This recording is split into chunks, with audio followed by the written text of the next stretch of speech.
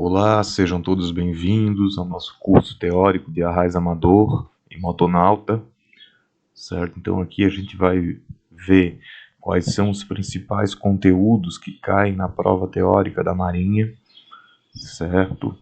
Com uma orientação voltada para essa prova, tá? Vão ser aproximadamente aí 1h30, entre 1h30 e 2 horas de encontro, né?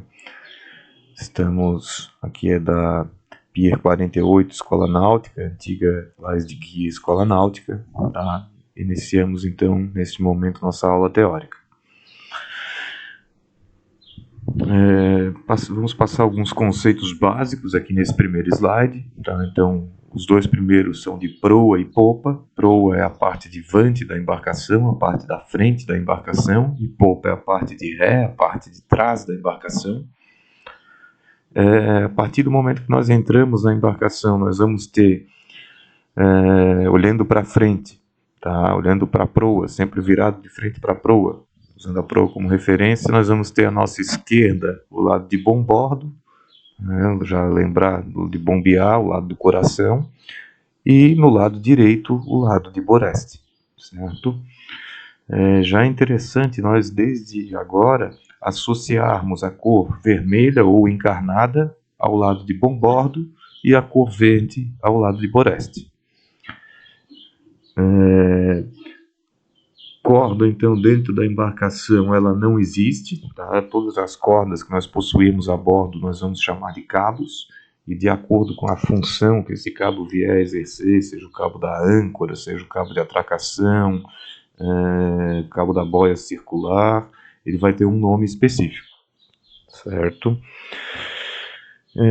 Ferro e âncora são sinônimos, né? Então sempre em que vocês se depararem com a palavra ferro, colocada, por exemplo, numa questão de prova ou algo assim, a gente vai interpretar, né, de maneira com que se esteja se falando da âncora, certo?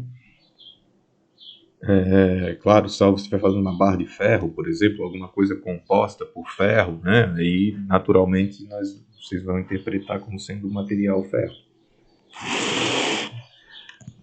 Beleza, uma milha náutica, então, tem 1.852 metros. É interessante vocês já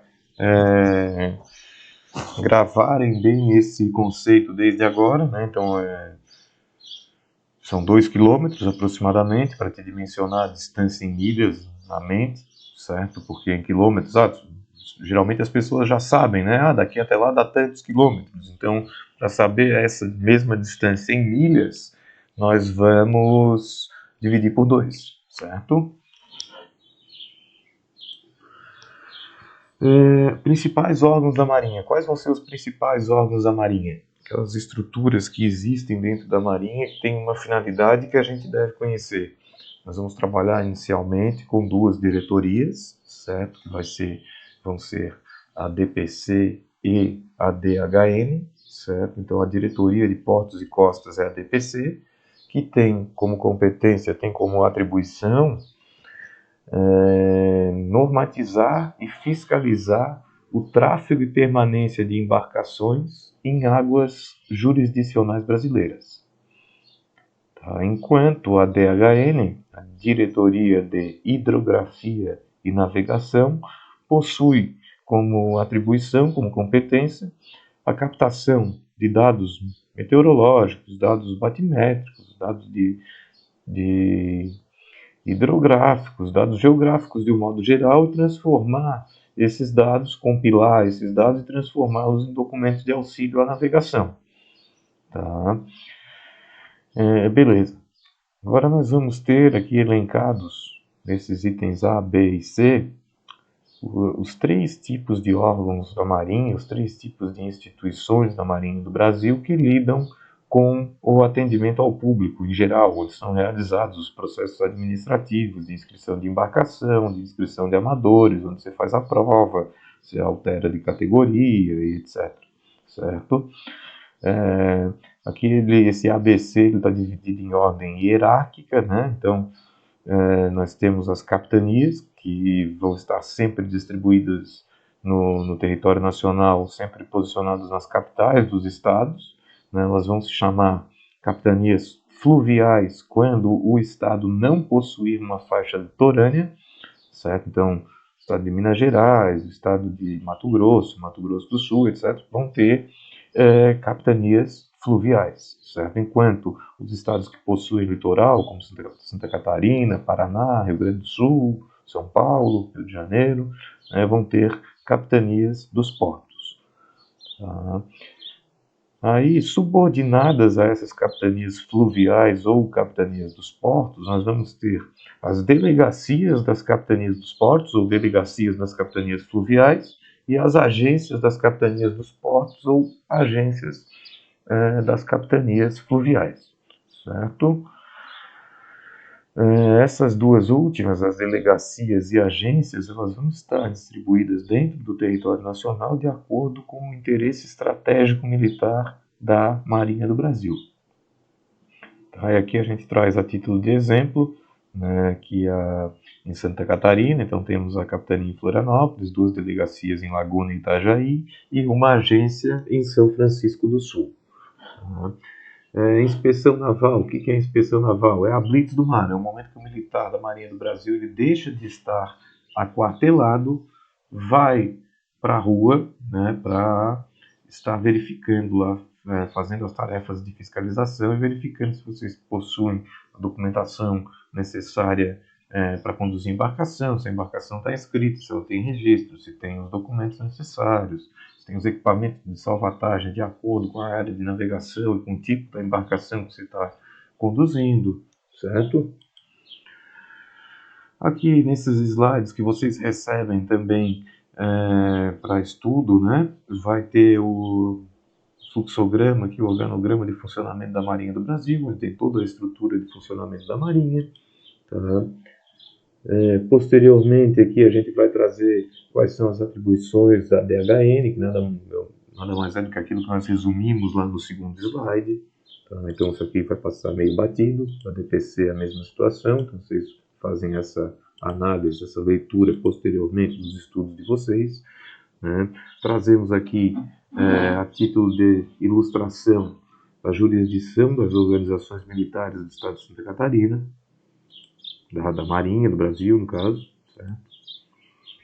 Aqui a gente traz a figura da carta náutica. O que é a carta náutica? É um mapa ou representação cartográfica utilizando a projeção de Mercator, ou seja, exatamente aquela mesma que nós utilizamos nos mapas em geral, certo? E que possui toda uma simbologia de termos, abreviaturas, forma de representação de relevo submarino, etc., próprias. Né? E aí, para fazer a leitura dessas cartas náuticas, a gente vai usar um documento de auxílio, que é a Carta 12.000, onde vão conter símbolos e abreviaturas que são necessários para que nós façamos a leitura das demais cartas náuticas. Certo?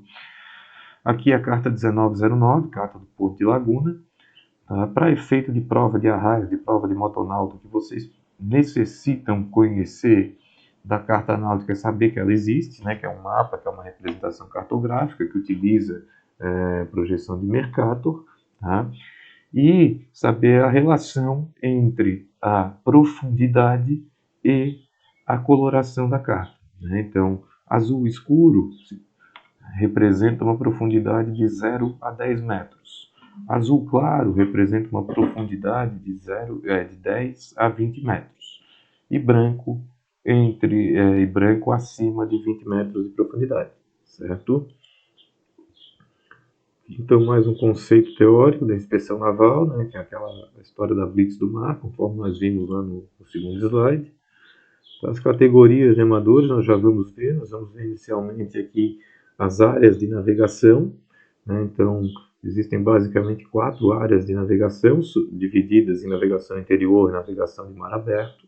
Então, nós vamos iniciar aqui pelo item B, ou seja, a navegação interior, né, que é dividida em 2 áreas. Então, a área de navegação interior 1 é tudo aquilo que é dentro do continente.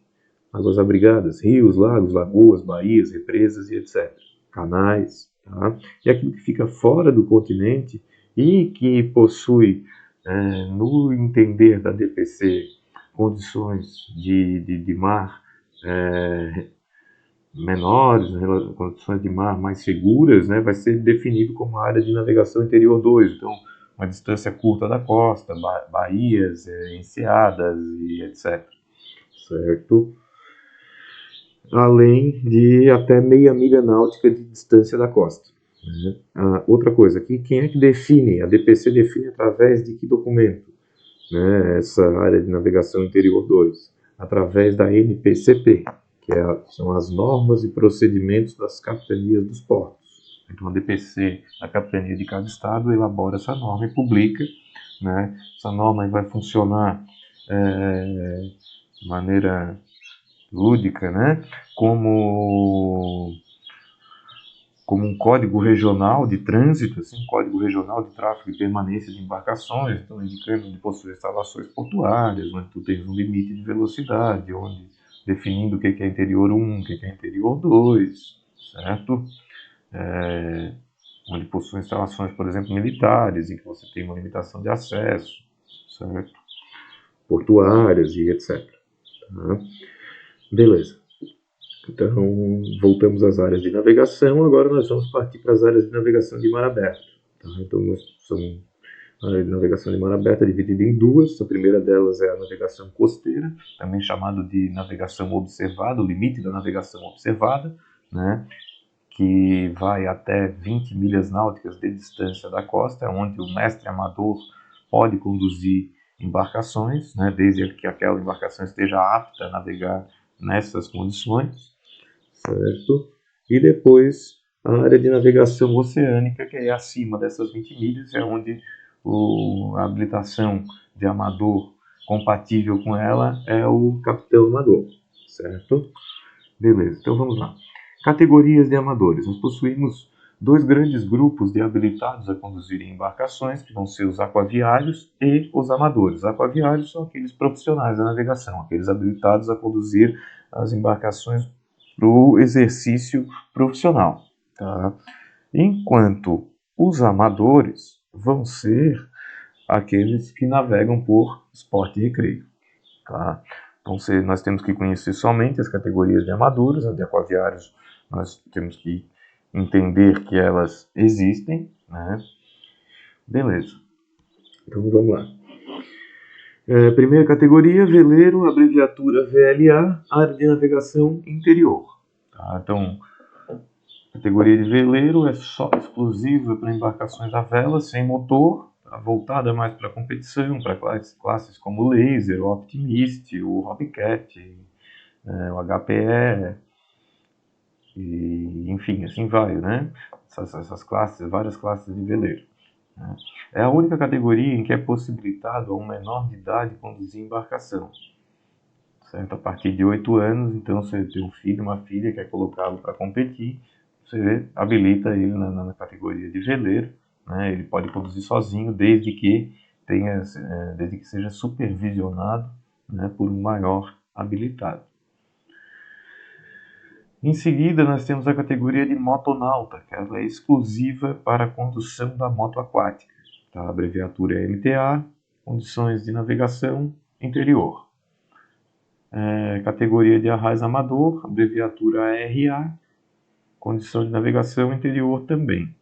O arraiz então está habilitado a conduzir qualquer tipo de embarcação motorizada, com exceção da moto aquática, né? Qualquer tipo de embarcação motorizada de esporte e recreio e que não seja uma moto aquática. Tá certo? Beleza. Em seguida, nós temos as habilitações, as categorias de mestre e capitão amador, ambas de mar aberto. Para que o mestre ou o capitão conduza uma embarcação além dos limites de navegação interior, aquela embarcação ela precisa ter como área de navegação no seu documento as condições respectivas de navegação costeira e oceânica para o mestre e para o capitão. Tá? Então não adianta tu ser mestre e estar com jet ski, que é classificado para navegação interior, e querer navegar nas 20 milhas, ou ser capitão com jet e querer navegar além das 20 milhas. Tá? Essas situações não são possíveis, não são permitidas pela norma. Tá certo? Beleza. Mestre amador, então a abreviatura MSA, é de navegação costeira, até 20 milhas náuticas. Capitão amador, abreviatura CPA, área de navegação oceânica. Todas as três categorias, o arraiz amador, o mestre amador e o capitão amador, possuem insígnias que as representam, tá? Que são essas aqui elencadas no slide. Essas insígnias podem cair para vocês na prova como uma pergunta. Então, por exemplo, a insígnia do arraiz amador é uma âncora dourada com as letras A, com duas letras A no centro, certo? Importante vocês se atentarem a isso, é uma questão fácil que às vezes é ganha lá na prova, certo? Seguimos então. Então, na navegação, diferente do trânsito, em que no trânsito a gente lida com leis nacionais quase sempre e tal, são somente leis nacionais, né? Na navegação, a gente utiliza não só leis nacionais, como leis internacionais, acordos internacionais, tratados, convenções, enfim, que vão servir como norma, como lei, né? Dependendo do país recepcioná-las ou não, naturalmente. Tá? Então, a primeira delas, com as quais nós vamos ter contato, é a Convenção Internacional SOLAS. A Convenção Internacional SOLAS, ela estabelece procedimentos de salvaguarda da vida humana no mar, procedimentos de resgate, de salvamento, de primeiros socorros, né, de construção para embarcações. No Brasil, ela é recepcionada no que tange aos... não como lei, né, ela vale como se fosse uma portaria, tá? E funciona para regular os critérios de materiais, de padrões mínimos de materiais, de equipamentos de salvatagem, de equipamentos de segurança no mar. Itens obrigatórios a bordo. Então vamos lá. No JET, quais são os itens obrigatórios a bordo? Documento da embarcação original, TIE ou TIEM, título de inscrição da embarcação, ou título de inscrição da embarcação miúda. Tá? A carteira de habilitação de amadores, a CHA, ou CHA. Tá? Material de salvatagem. Então, esses documentos aqui, os dois, eles são obrigatórios em qualquer embarcação. Aí no JET, além deles, vai ter que ter um VHF, um celular, ou seja, um meio de comunicação com terra, e um colete classe 5, aquele que te abraça, que geralmente é de neoprene e tal, para jet ski realmente. Né? Na lancha, nós vamos ter que ter mais algumas coisas, além da documentação, que é a mesma, né? Em navegação interior, tá? Essa aqui é a documentação exigida para lanchas, para embarcações a motor que não são motos aquáticas, de um modo geral, que atuam, que navegam em navegação interior. Tá? Caso elas naveguem em outras condições de área de navegação, elas vai aumentando, né, gradativamente a quantidade de equipamentos, de materiais, de segurança a bordo. Então, em navegação interior, a gente tem que ter na lancha uma boia retinir, uma boia circular, de classes 3, que é o caso dessa aqui, que é para navegação interior, ou 2, que é para navegação costeira ou oceânica. A diferença entre elas é a ausência ou a existência de faixa reflexiva. Tá? Nessa boia, nós vamos ter que ter preso a ela um cabo de 27,5 metros de comprimento, 30 metros, né? Chamado de retinida. Tá? Essa boia a gente vai usar para fazer uma manobra de resgate, certo? Coletes salva-vidas homologados pela Marinha do Brasil, homologado pela DPC. Quando você vai comprar o colete lá, você vai ter que pedir um que venha com o selo da Marinha, o selo da DPC, dizendo que ele é aprovado. Né? Se comprares um que não é homologado pela DPC, até tens condições de fazer o uso, no entanto vai ter que abrir um procedimento administrativo junto à OM mais próxima, né? Delegacia, capitania ou agência, passar por um procedimento de checagem lá dos materiais e etc, para que ele possa ser homologado. Então, o custo e o tempo disso acaba sendo mais alto do que tu comprar um já homologado.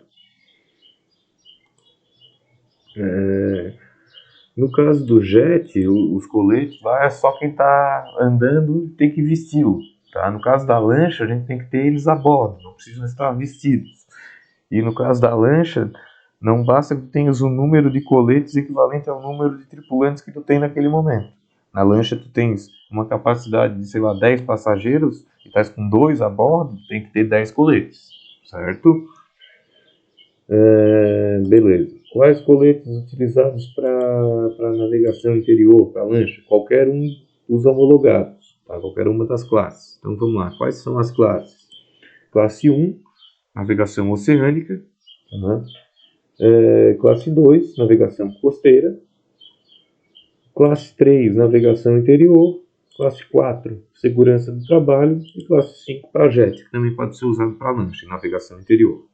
Tá? Kit de primeiros socorros, então, é recomendado. E o rádio VHF ou celular, meio de comunicação com terra, é obrigatório.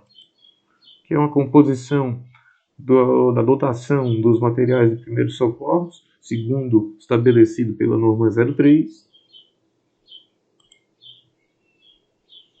Legislação. Então vamos às principais regras com as quais nós vamos conviver enquanto navegantes.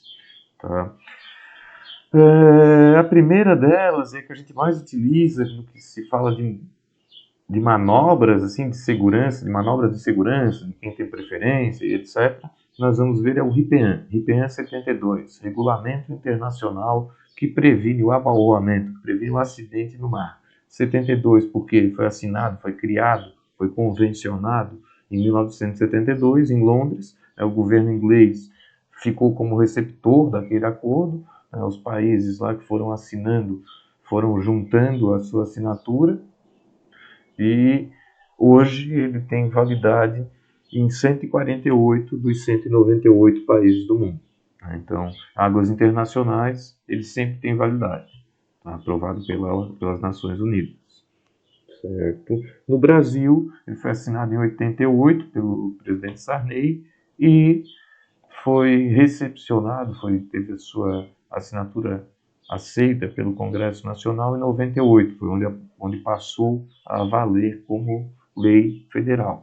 Tá? Então ele é aplicado em AJBs, em águas jurisdicionais brasileiras e em águas internacionais. Tá? Ele tem como objetivo um padrão de manobras de segurança, né, de luzes e marcas presentes nas embarcações. Beleza, LESTA e RLESTA vão ser duas leis nacionais, a Lei de Segurança do Tráfego Aquaviário, que é a LESTA, tá? Onde vão ser estabelecidas diretrizes, tá? E a RLESTA, que é o Regulamento à Lei de Segurança do Tráfego Aquaviário. Então a LESTA estabelece diretrizes, né? Ela vai trazer a figura da autoridade marítima, a figura do tripulante, da embarcação, que é toda a estrutura flutuante sujeita a registro, vai trazer também a figura do prático, etc. Vai dizer o seguinte: eu vou ser regulada por decreto, onde vem a RLESTA, que é o Regulamento à Lei de Segurança do Tráfego Aquaviário, decreto, onde vão ser estabelecidas quais as categorias de habilitados a conduzir embarcações, onde surgem lá as categorias de aquaviários, as categorias de amadores, que nós já vimos, né?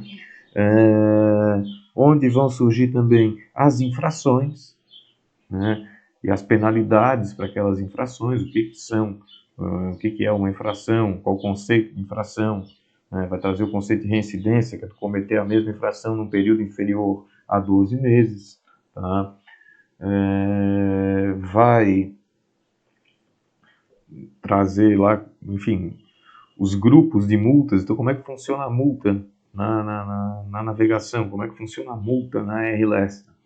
Ela vai ter uma penalidade e um grupo de multa para aquela determinada infração. Tá?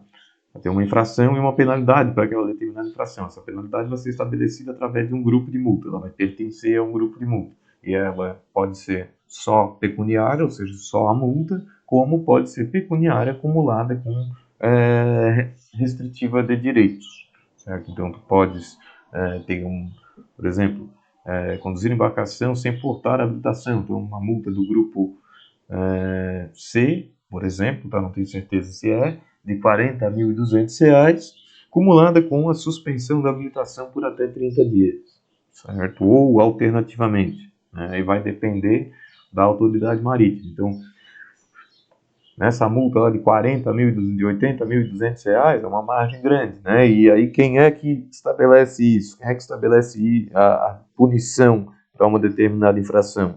É a autoridade marítima, tá? O poder discricionário da autoridade marítima, certo? Então, vamos lá. Tu recebeu uma multa, cometesse uma infração hoje, recebesse a notificação, vai ter um prazo lá de 15 dias para apresentar a defesa prévia e posteriormente, o governo sempre tem o dobro de prazo, a Marinha vai ter um prazo lá de 30 dias para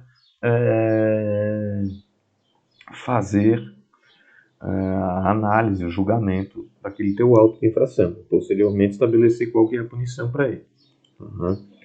Desse julgamento administrativo, do resultado desse procedimento administrativo de primeira instância, vamos dizer assim, cabe recurso posteriormente para a Capitania dos Portos e depois ao Tribunal Marítimo, que é a última instância administrativa da Marinha do Brasil.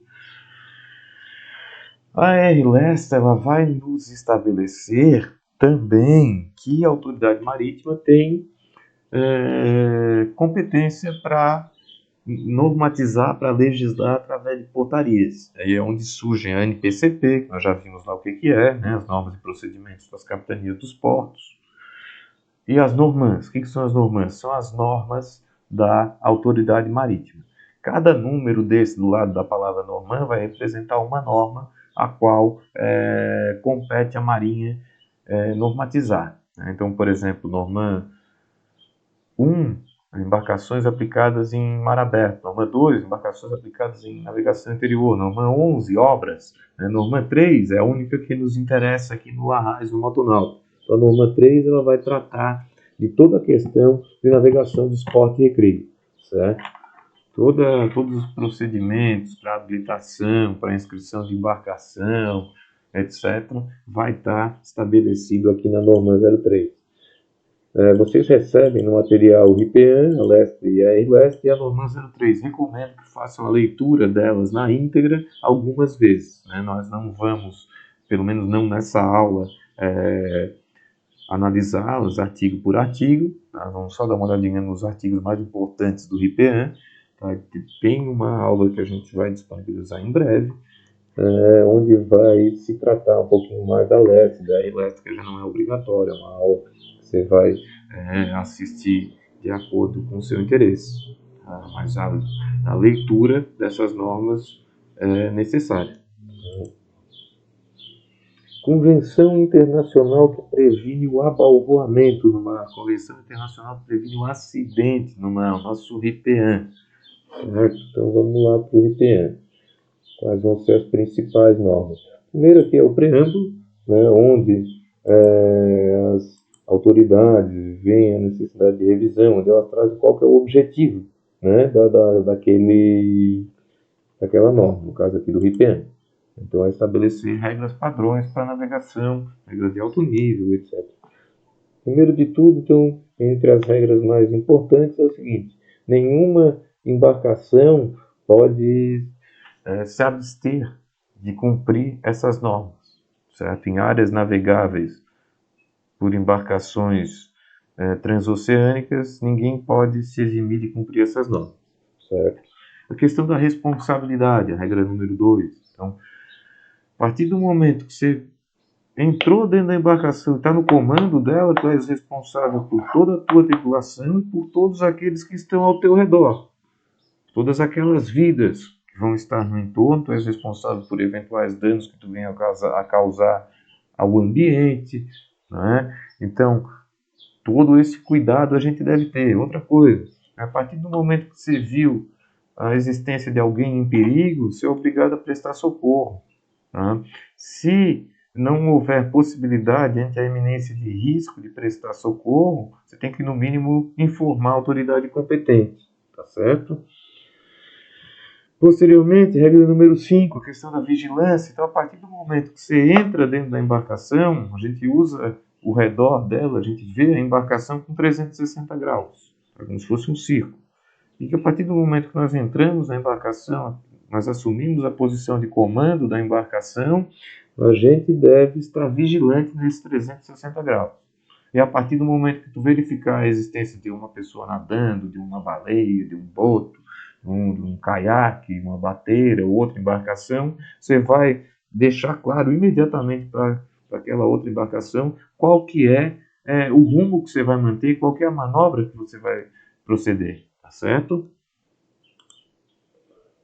Velocidade de segurança. Então, o pessoal confunde, geralmente, tem aquelas velocidades limites, por exemplo, em canais de navegação, como nós temos aqui no canal da Barra de Laguna, de 5 nós, como tem lá na Barra da Lagoa, em Florianópolis, né? Então, no Porto de Ibituba, todos esses canais de acesso a porto, eles possuem um limite, né, de velocidade, que é de 5 nós, 10 km por hora, aproximadamente, né?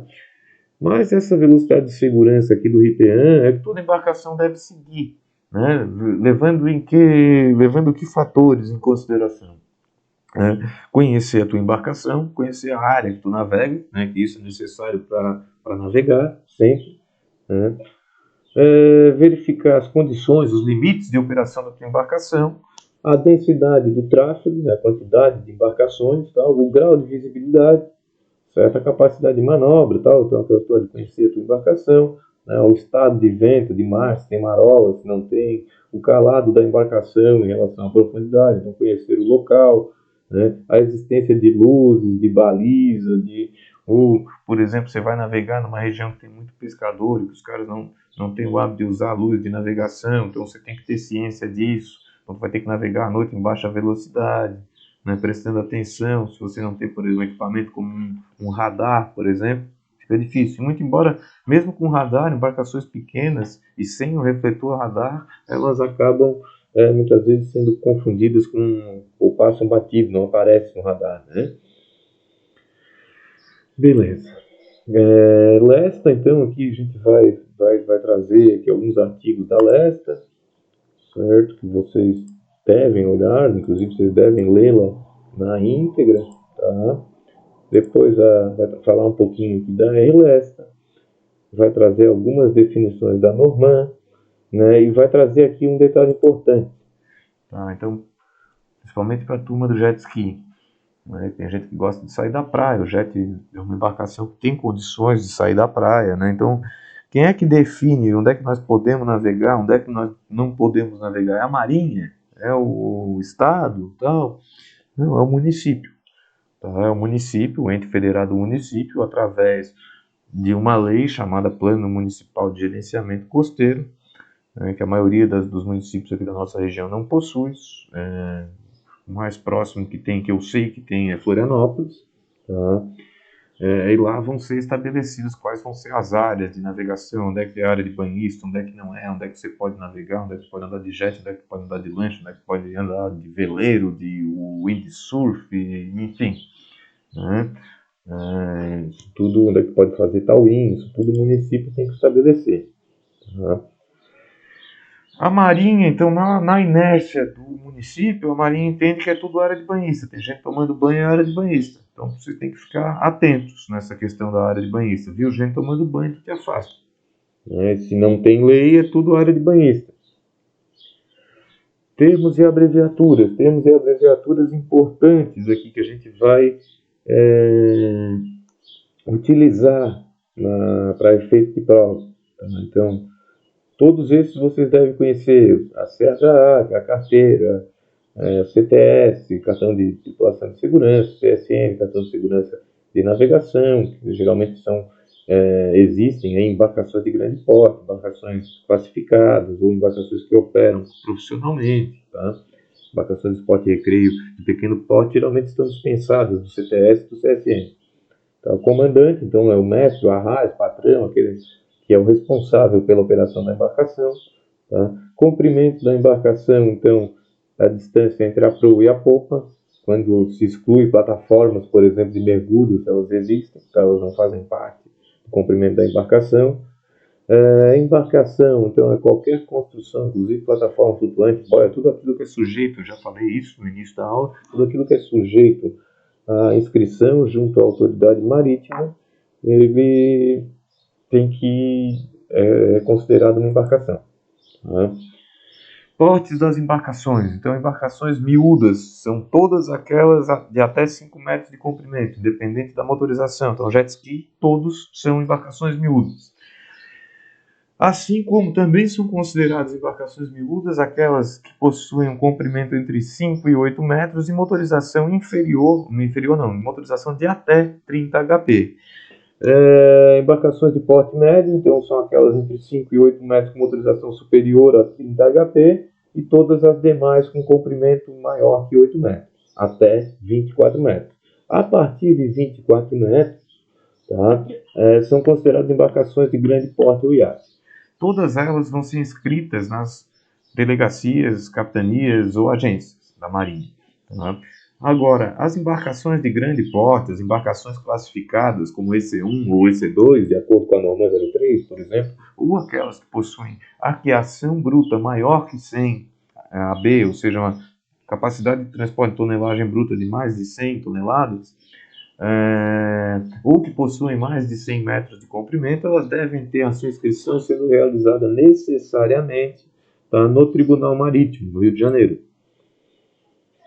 Aqui mais alguns conceitos que nós devemos conhecer, né? Então, a questão da estabilidade intacta. Uma propriedade da embarcação tende a retornar à sua posição inicial de equilíbrio, então ela navegar, né, e cessar a aceleração dentro daquelas condições para as quais ela foi projetada, ou seja, navegar de acordo com a forma como ela foi projetada. Que tipo de besteira que a gente pode fazer que vai interferir na estabilidade intacta? A distribuição de peso, alocação de peso, de pessoas, de cargas, tal, isso tudo altera a estabilidade intacta da embarcação. Tá? Inscrição na embarcação, o que é? O momento do seu cadastro junto à delegacia, capitania ou agência. Tá? Ou da transferência, a partir do momento da emissão da nota fiscal, tu tens 30 dias para fazer a inscrição na embarcação. E aí tu vais assinar um BAD ou BSAD, Boletim de Atualização da Embarcação, ou Boletim Simplificado de Atualização da Embarcação, onde vai estar contigo o termo de responsabilidade, que é um documento formal necessário para a inscrição da embarcação. Então ele vai ser parte integrante do BAD ou do BSAD. Esse BAD ou BSAD, além do Boletim de Atualização da Embarcação, ele nos 60 dias em que estiver sendo elaborado o teu TE ou TN, o documento definitivo da embarcação, esse BAD ou BSAD ele vai funcionar como um documento provisório por até 60 dias. Tá? NPCP ou NPCF, a gente já falou, são normas específicas das capitanias dos portos e das capitanias fluviais, que funcionam como se fosse um código regional de tráfego e permanência de embarcações. Passageiro e tripulante, qual é a diferença? Então, o tripulante é aquele cara que é obrigatório para a operação da embarcação. O passageiro é aquele que vai de carona, está passeando. Termos e abreviaturas, todinhos, vocês têm que conhecer. Certo? Publicações importantes, quais vão ser as publicações importantes? Carta náutica, mapa ou representação cartográfica utilizado para navegação. Carta 12.000, a gente já viu esses dois aqui. É uma carta náutica onde constam todos os sinais, marcações e abreviaturas necessários para a leitura das demais cartas. Demais publicações. Então, aqui no Brasil, as cartas náuticas, desde 89, elas passaram a não ter mais uma atualização periódica. Tá? O que isso significa, Manuel? Isso significa que, nesse lapso temporal, né, se houver alguma alteração naquelas áreas de navegação dentro de águas jurisdicionais brasileiras, o navegante vai ficar perdido. Não é isso. Então, entre o período de atualização de uma carta e outra, para suprir essa não periodicidade, se estabeleceu o aviso aos navegantes. Então, a publicação quinzenal da DPC, tá, onde vão constar todos os documentos, tá? Todos os documentos informando as alterações lá em águas jurisdicionais brasileiras e que sejam diferentes das cartas náuticas. Tá? Então você vai navegar numa determinada região, você vai consultar a carta náutica, vai consultar o aviso aos navegantes daquela região. Certo? Tábua de marés. Então, tábua de marés é uma publicação, a previsão da variação da maré em metros para um determinado local por um determinado período. Certo? Segunda semana de outubro do Porto de Laguna, por exemplo. Vai informar lá, existem 4 fluxos de maré durante 24 horas, né, 2 cheias e 2 vazantes, e aí na tábua de maré você vai verificar lá quais são os horários e a variação em metros prevista de acordo com a movimentação dos astros para aquele período em um determinado local. Questão do monitoramento meteorológico, então previsão do tempo. Antes de navegar, mesmo em áreas interiores, a gente sempre tem que verificar a previsão do tempo. Então, o site da DPC é um bom parceiro para isso, da DHN, o site da EPAGRE aqui em Santa Catarina, o Endiguru para quem é do litoral, para quem é da praia, também é muito bom, certo? Beleza. Segurança da navegação, então, lembra lá que eu falei das áreas, da questão da praia, da área de banhista e tal, é aqui que isso aqui vai interferir, certo? Então, embarcações, então no caso, vamos lá, na praia, né? Na praia a gente vai ter a área de banhista, então aquela beira de praia é a área de banhista, certo? Eu vou fazer uma pausa aqui, nós já voltamos para a segunda parte da aula e eu já vou aproveitar e botar o mote para carregar.